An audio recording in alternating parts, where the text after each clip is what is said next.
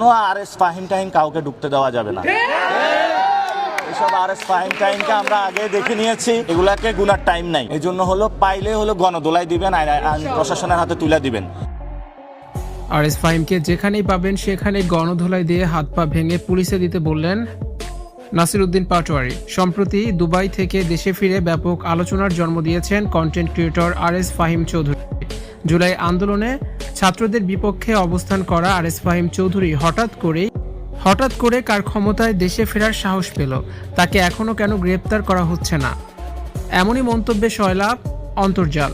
RS Fahim Chhatra League নেতা রাজীবের ডানহাত হিসেবে কাজ করতেন। জুলাই আন্দোলনে ছাত্রদের বিরুদ্ধে তিনি অবস্থান নিয়েছেন। সে সময় তার একটি কল রেকর্ডে ছাত্রদের উপর নির্বিচারে গুলি চালানো নিয়ে হাসি বিদ্রুপ করতে দেখা গিয়েছে।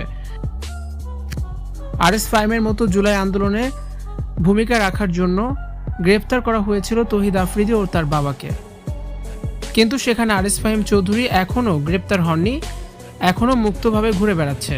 সায়েম সুবহান, আনভীর, রাজীব সহ বড় বড় আওয়ামী লীগ নেতাদের কারণে আরএস ফাহিম এখনও মুক্ত হয়ে ঘুরে বেড়াচ্ছেন বলে মন্তব্য করছেন সবাই। তবে বিএনপি ক্ষমতায় বসার সাথে সাথে আরএস ফাহিম দুবাই থেকে দেশে ফিরেছেন।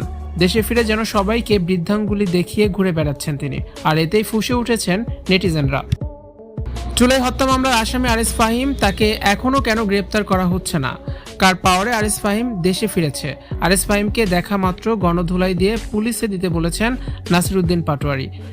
তিনি বলেন, এরা জুলাই গাদ্দার। এই আরএস ফাহিমকে যেখানে পাবেন সেখানে গণধোলাই দিয়ে পুলিশের হাতে তুলে দিবেন, এদের গোনার টাইম নেই। জুলাই সন্ত্রাস আরএস ফাহিমকে পুলিশে দিতে বলেছেন নাসিরউদ্দিন পাটোয়ারি। আরএস ফাহিমকে 24 ঘন্টার মধ্যে গ্রেপ্তার করার আলটিমেটামও দেওয়া হয়েছে। ভিউয়ার্স, আপনি কি চান আরএস ফাহিমকে গ্রেপ্তার করা হোক? আপনার মতামতটি অবশ্যই কমেন্টস করে জানিয়ে দিন।